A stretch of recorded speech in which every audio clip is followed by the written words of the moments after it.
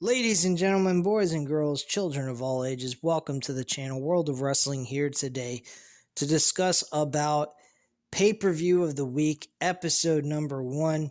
We're going to be talking about a really great NXT Takeover event, New York, as the event where NXT took over in 2019 during WrestleMania 35 weekend. This is dear to my heart, this pay-per-view. Every single match on this card was excellent. They had the only match that I would say was weak, and it wasn't even that weak, to be honest. It's just comparison to all the other matches that was on this card. Was the women's Fatal 4-Way match for the women's championship. That was the only match I really kind of got bored from. I wouldn't say it was terrible by any means necessary. I mean, the match was good. It just was downgraded because of all the other matches that took place that were just so high on the spectrum pole of entertainment and just quality of wrestling. The quality of wrestling, this Fatal 4-Way women's match was okay. It wasn't terrible by any means. It's just, like I said, the other matches just held the entire show to another standard. And they kind of were a little bit below that because I think it had a lot to do with too many people in the match. Having a Fatal 4-Way match might have been the issue. I think if they would have made it a one-on-one match between two female performers for the NXT Women's Championship, I would have felt a little bit more different towards it. The only match that really should have been a multi-man match was the Tag Team Championships. This was with the War Raiders versus Ricochet and Aleister Black at that time. He now goes by Malachi Black, of course, in AEW. That was actually the very first match that took place, was the tag team titles. Man, there's just so much stuff that took place in this matchup and other matches as well. I can't remember every single thing, but I will give you a grading system on this. 5 being the most stars you can get for being the best match, and 1 for being the lowest. I can promise you guys there ain't gonna be one single match that's gonna be a 1 at all by any means. No doubt about it. This was an outstanding show and a great production by WWE. Probably the greatest production of all time, in my personal opinion. If you guys can come up with something a little bit better than this, if you haven't seen it, go back and watch it first and then come back at me and tell me if there was something better than this. Because I'll be honest with you guys. Every single match was important, and I don't remember a wrestling pay-per-view by WWE that was ever as important as this. Like, every match had some kind of importance in it. It was a meaningful situation. This tag team title match was meaningful. This was the last match we were ever going to see Aleister Black and Ricochet in NXT and actually mean something. As we already know, Ricochet is getting an Intercontinental Championship on SmackDown. Some people might say, well, that's a good spot. He's at least getting a match on television against Sami Zayn for the IC title. Shut the fuck up. Anybody wants to say that to me can go shut the hell up. Sami Zayn and Ricochet should be on the main card of WrestleMania 38 for the IC Championship. There ain't no fucking doubt about it. They tear down that fucking show. They would kick ass.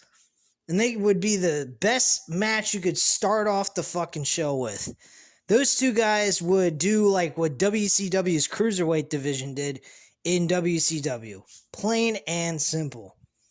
And I think Sami Zayn and Ricochet would do the exact same thing, man. I think they would crush it. Whichever night they're on to open the show, I would put them as the opener.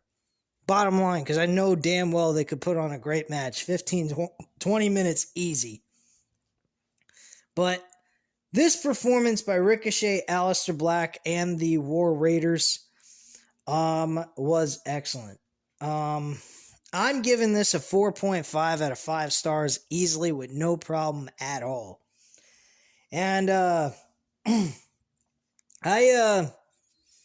mean, it was very sad after the match was over, because Ricochet and Aleister Black knew where they were going. They were going to the main roster to die, basically.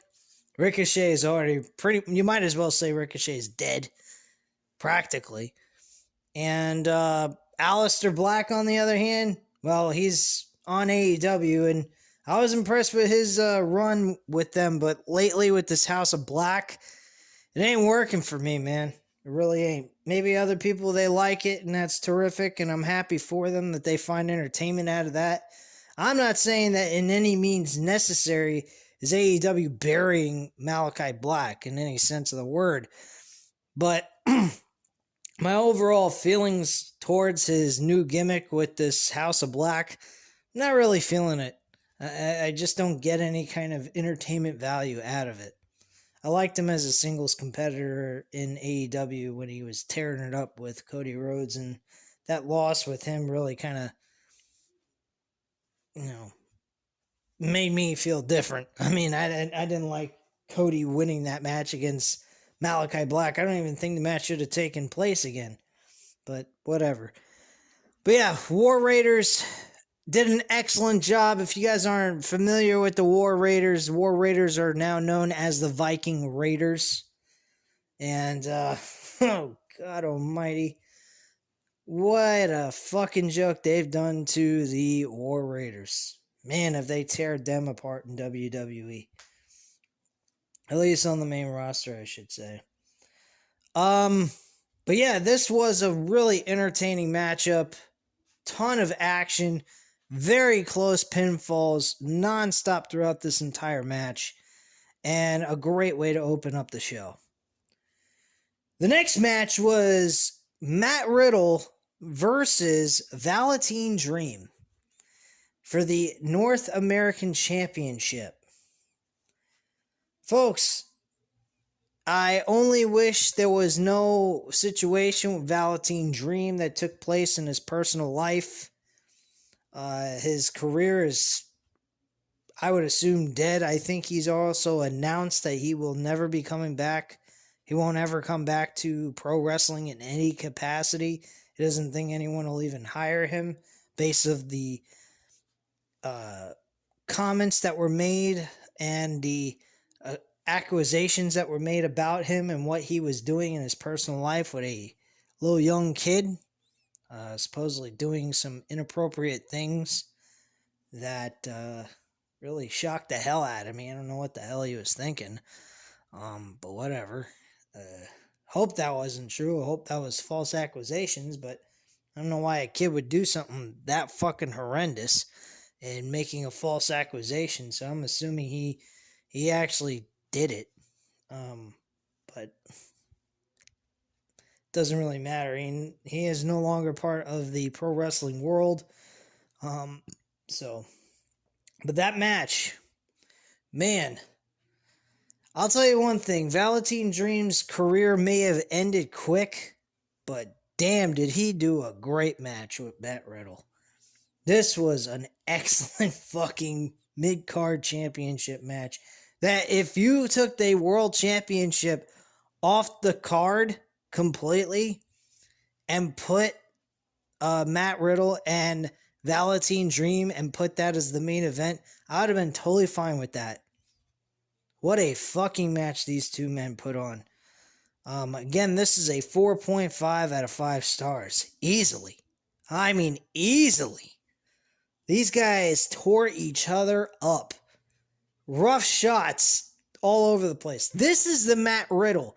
If you guys haven't seen Matt Riddle in NXT, maybe some of you haven't, go back, watch this match, watch the promos that were done, the video package that led to this match. You will see that Matt Riddle does not act like a fucking buffoon.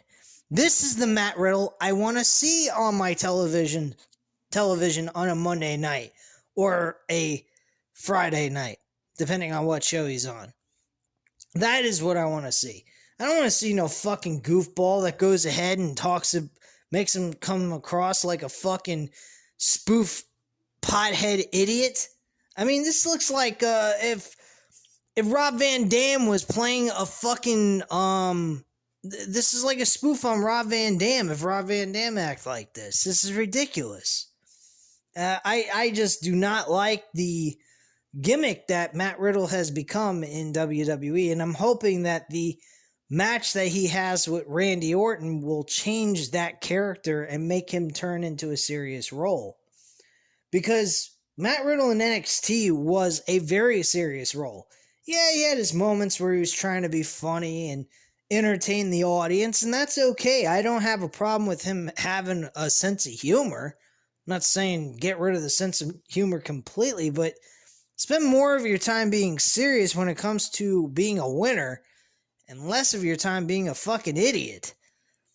And that's all I'm looking for here, you know? Matt Riddle wasn't playing around in this match. Matt Riddle put on a hell of a show and came very close of winning the North American Championship. Which, by the way, that makes me think about something. I don't think Matt Riddle has ever won a NXT championship ever in his entire existence in WWE when he was in NXT. Not once. It's kind of weird if you think about it, because he's won a U.S. championship. He's won tag team titles. I'm not sure if he won the Intercontinental title. I don't think he did. No, he didn't win the Intercontinental title. Just the U.S. championship and the tag team titles. So, I mean, Matt Riddle, damn, he put on a hell of a match here, though. And I give them all the credit in the world. The match ended, though, with Matt Riddle coming very close with the win. Unfortunately, Valetine Dream did a roll-up pinfall finish here. Now, granted, you might say, well, why wouldn't you feel that should be a shitty ending? Why would you consider that to be okay in your book at this point? It kind of sounds hypocritical. Well, the explanation of that is, one, NXT does not do roll-up pinfalls very often. That's number one.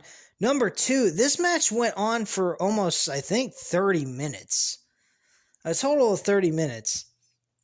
And he went ahead and was just, kind of didn't expect it. They were both really exhausted. And Valetine Dream got the better of him, rolled him up, and got the 1, 2, 3. If you do a match that's over almost 30 minutes, close to that, you got two guys that are exhausted, tired, hit each other with everything they got, and can't put each other away. At that point, a finish like that is not bad. But when you have a 5-minute match and it's a roll-up pinfall almost on a regular basis, then it just becomes really redundant and stupid as fuck, and there's no need for those type of maneuvers to close a match. That's just ridiculous. And it's really retarded. So I don't particularly like that. But this match, man, guys, this was fucking entertaining as hell. 100%.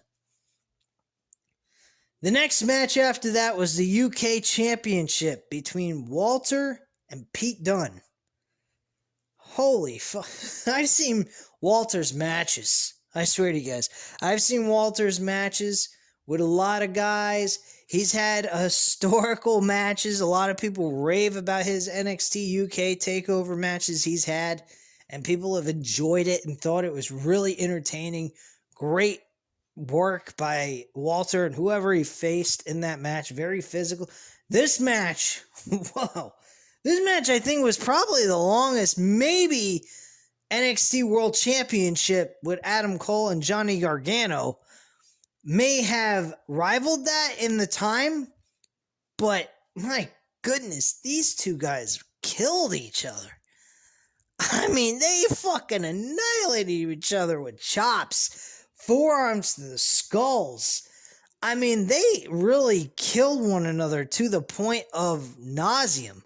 It was outrageous that these guys did not walk away with concussions. I mean, I do believe that there was a German suplex off the top of the ring apron, not the ring apron, off the top rope from the turnbuckle in the corner. I believe that took place. I know Matt Riddle did that with Valetine Dream. While Valetine Dream was on the side of the apron, Matt Riddle did German suplex him from the outside of the apron onto back into the ring and smashed him right on the back of his neck, practically. That was a great spot, by the way. I forgot to mention that in that portion of this review. But, man, guys, this was fucking unbelievable what these two men did. And, just unbelievable stuff between these two guys. And I just was highly entertained by Walter and Pete Dunne. Pete Dunne hit his bitter ending, couldn't close out the match. He unfortunately lost eventually after a tsunami plunge off the top rope by Walter. And with the action that these guys did, the ending was not that bad based on the maneuver. The maneuver was, I don't know, it didn't feel too impactful for me. I don't know how it felt for you guys, if you guys happen to see it or remembered it. But it was the maneuver I didn't particularly care for. That's the only thing I didn't like about this match, was the spot ending maneuver. But overall, fuck, man, there's no way I could shit on this match. This, again, is a 4.5 out of 5 stars. So, the last 3 matches, folks, I'm giving a 4.5 out of 5 stars. Now, you guys may be saying, why aren't you making it maybe 4 or even 5? You're keeping it in between the 4 and the 5. Well, I'm going to really surprise you by the end of this video. So, we lead into the Fatal 4-Way Women's Championship match between Shayna Baszler, who's the champion going in. Oh yeah, I forgot to mention this. What was wrong with me? By the way, the champions that were in these matches, tag team champions were War Raiders. I almost said Viking Raiders. What the fuck? So the tag team champions were the War Raiders. The North American champion was Valetine Dream. And the UK champion was Pete Dunne. And Walter became the new UK champion. And then Shayna Baszler, of course, is the current reigning women's champion during this pay-per-view. She went up against Kairi Sane, Io Shirai, and Bianca Belair. Bianca Belair, I gotta say, WWE has kept Bianca Belair pretty much the same as she was in NXT, which I give them kudos for. But the one thing they do wrong with Bianca Belair right now is they slip up on her. They fuck her up. They push her back with her push. Their momentum gets pushed back. Then she gets pushed forward. Now she's being pushed forward here. She's more than likely going to lose to Becky Lynch again, which I'm not going to understand why they even gave her this fucking match. They're talking about Becky Lynch versus Ronda Rousey for a rematch between these two to have a one-on-one match for next year's WrestleMania. But yet they're going to make Bianca Belair win against Becky Lynch? What the fuck's the point in Becky Lynch losing the championship to Bianca Belair if she's facing Ronda Rousey next year? That's their actual plans for next year's WrestleMania between these two women. Makes absolutely no sense. So, I don't know what the fuck that is. I think that's absolutely ridiculous. Sorry if I keep jumping back and forth between the NXT Takeover New York review and actually talking about current WWE product, but I guess you could say it's necessary because it's talking about the overall progression or progress that the performers that I'm talking about in these matches are doing currently in the WWE. So I really don't know, man. But yeah, Bianca Belair's character from NXT doesn't seem all that different compared to WWE's main roster Bianca Belair. So I'm not too upset about that. It's just her momentum is constantly pushed, taken away from her, pushed again. Same shit they do with everybody else. They never want to get anyone over. Once they start seeing that they're getting over too much, they want to push them back, pull back on the reins, the leash a little bit, so that they get them back to where they are, which is a bunch of dogs on a leash, practically. But yeah, Shayna Baszler, she was pretty good in this match. We don't even have to discuss her progression run that went into WWE in the main roster. She's been absolute shit. I don't even know what the hell she does anymore. But yeah, she ended up being the winner in this match. She picked up the victory, put Bianca Belair in a submission hold, which was an excellent way to end the match. I mean, everybody else was kind of eliminated. Kairi Sane, Io Shirai were gone. And that was pretty much that. And leaving only Bianca Belair. Oh, excuse me. I almost sneezed there for a minute. Apologize. And then we had Bianca Belair and Shayna Baszler in the middle of this match after Kairi Sane and Io Shirai were kind of thrown out of the match. They weren't eliminated. This wasn't by elimination. They just were on the outside laying there. And Shayna Baszler eventually got her in a rear naked choke. And she looked like a fucking beast. Bianca Belair struggled her ass off to get out of the hold. She tried she tried a lot to get out of this hold. She did whatever she could, but unfortunately was unable to get out of it, and she had to submit. That is the kind of submission holds I'd like to see in WWE, but of course, as usual, we never seem to get any of those kind of endings because WWE can't seem to do that for us at all. Anyway, the match itself was a 4 out of 5 stars. Pretty solid, entertaining Fatal 4-Way women's matchup for the Women's Championship. So, nothing to complain here. I didn't have any issues with it. And then the main event. This was a 2 out of 3 falls NXT World Championship match between Adam Cole and Johnny Gargano. This, I went back and I watched my original review of this entire show. It was like 20-something minutes. And I stated this. Triple H placed Johnny Gargano through the ringer to make him look great in the end. And he did.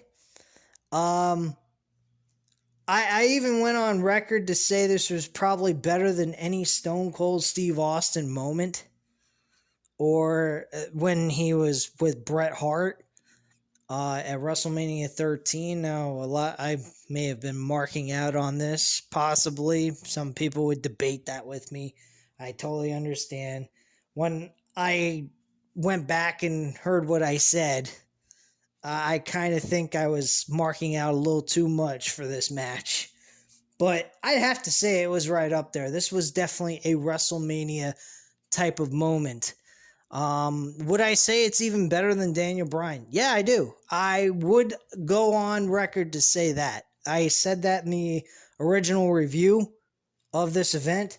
And I will say that Johnny Gargano's match with Adam Cole was better than what Daniel Bryan went through. And it's not no shot at Daniel Bryan. It was a great moment. I'm not going to say that. But the fact of the matter is that WWE Creative failed miserably and had to be redirected by the fans. They didn't do this on their own. This wasn't originally planned. They just happened to get lucky by listening to the fans and correcting their mistake. Here, there was no correction to be made. they were on the path that they were going to go on. Their original plans was Johnny Gargano versus Tommaso Ciampa for the NXT World Championship, but unfortunately, this wasn't because of creative planning. This had to do with injury. Tommaso Ciampa suffered a major injury to his neck, so he was unable to compete at this event. So they had to be a replacement to face Johnny Gargano for the World Championship, with the title being vacated. Then their plans was to make this a 2 out of 3 falls instead of making it so easy for someone to just get one simple fall. They were going to put them through the ringer and try to get them to win 2 matches in a row to pick up the victory and become the new world champion, which I thought was a very excellent idea. It's not common that you would see something like that for a vacated championship. So this action was going back and forth. The first fall was kind of, self-explanatory, very slow, and typical wrestling style, putting each other through chain wrestling maneuvers and stuff like that. Headlocks, things of that sort.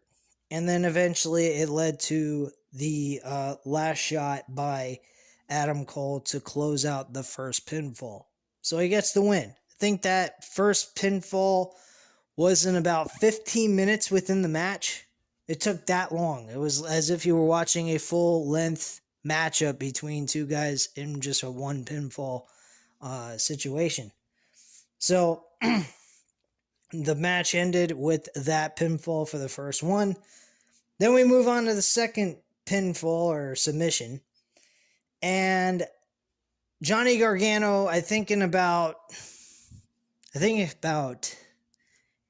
got the next finish, which was the Gargano escape submission hold. Very similar to a crossface, only modified with the person's arm around his back, placed around his back instead of around his legs, like Chris Benoit used to do it. So this, I believe, took place about 10 to 15 minutes later after the first pinfall. And then we moved on to the next, the ending of this match. Now, this ending of the match really topped it. It really made me enjoy the action that took place in this match overall. This was like basically what the match should have been if there was only one pinfall taking place. The rest of the Undisputed Era came out. They were trying to make some kind of assist with Adam Cole, and eventually the referee got knocked out. The Kyle O'Reilly and Bobby Fish got in there, hit their high-low finisher that they normally did as a tag team, and tried to help Adam Cole get the pinfall. Adam Cole goes for the pinfall. 1, 2. You think it'd be over? Nope. He kicks out. My goodness. Mauro Ranallo, by the way, I forgot to mention this. This is huge thing that NXT and every WWE show needs to have is a really good announcer. Mauro Ranallo delivers on every aspect of that. He is what you would call a great play-by-play announcer, one of the greatest of all time. Him and Jim Ross are the greatest ring announcer, play-by-play ring announcers of all time, in my book. And he sold the shit out of this match. I mean, he made it beyond what it needed, and he just sold the fucking living crap out of it. It was so damn good. Here's something else I'm going to mention. There's 3 factors on this show that was really good. It made it really entertaining. And that was the Mauro Ranallo calling the matches. The fans, most importantly, actually made the show even better. The fans were just so interested in everything that took place in this event. And then the wrestling that took place in these matches were outstanding work by all the people involved. And this main event just topped it beyond belief. And Adam Cole is doing everything he can do to win this match. Everything he could possibly think of. He goes for a last shot. He hits that. Gets a 2-fall. Gets only a 2-fall. I think he even hit the Panama Sunrise maneuver in this match during the 3rd fall. And he couldn't put him away even with that. Adam Cole is going, oh my gosh, what am I going to do? I'm hitting this guy with everything I got. Muro Ronaldo at the commentator booth, he's saying, this guy's like the Terminator. You can't stop him. He's a machine. You can't beat him. I'm like, holy fucking shit, man. The guy is selling the living shit out of this match. I'm just going, man, oh man. I'm watching this as if I'm watching it for the very first time. And this shit was just so damn good. I just couldn't. I was getting goosebumps in certain parts of the show. Especially this one. This main event was just... What? There's only one match that could ever really top this. And that's Undertaker and Shawn Michaels WrestleMania 25. That's the only match that could really top that. Maybe even Macho Man versus Ricky the Dragon Steamboat for the IC Championship at WrestleMania 3. Those are about the only two matches that I could remotely say was possibly better than Adam Cole and Johnny Gargano. But with the level that they're at, I mean, they're in NXT, a fucking underground wrestling brand for WWE that wasn't even looked at as a brand. They were looked at as a fucking joke show that were for developmental talent. And these guys were putting on a show that looked like something of the main roster should be putting on. I mean, we all know that. I mean, every single time NXT Takeover shows competed against a WrestleMania, a Royal Rumble, a fucking SummerSlam or Survivor Series, they did a better show than the WWE main rosters from their Big Four pay-per-views. So, I mean, come on, man. I mean, give me a break. It's fucking crazy. But yeah, this match was unbelievable. At the end of it, Johnny Gargano put him in the no escape submission hold and made Adam Cole eventually tap out after he tried everything he could to get out of the submission hold. He ended up tapping out, and Johnny Gargano wins the NXT World Championship and becomes the new world champ. Unbelievable stuff. This is a 5 out of 5 match. A fucking perfect match. If you don't think that this is a perfect match, there is something wrong with you. Plain and simple, man. I thought this match was unbelievable for what it was, and they did a great job. But that's pretty much it, guys. That is your very first pay-per-view of the week episode for NXT TakeOver New York.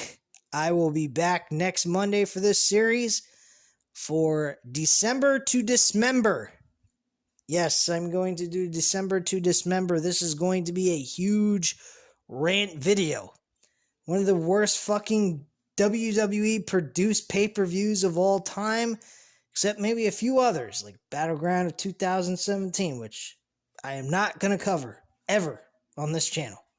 Not one fucking bit. This was a piece of shit show. Anyway, guys, I appreciate you coming in, checking out this new series. And if you liked the video, hit the like button, hit the subscribe button, of course. If you're not already subscribed to the channel, leave a comment down below. I'll definitely get back to you on that. And I thank you guys very much for watching. Again, if you want to send out a request for a pay-per-view event that you would like me to cover in the next week or so, I'll be more than happy to go ahead and do that for you guys. But I will be covering December to Dismember next. If anybody else wants to send a request in the comments down below, I'll definitely go ahead and take care of that as soon as I possibly can. but I can only do one pay-per-view at a time. So just give me one pay-per-view that you would suggest that you would love for me to review that I can cover. It can be anything wrestling related. As long as I have a subscription to it, I can definitely cover it. Here are the list of promotions I can cover for you guys if you're interested in.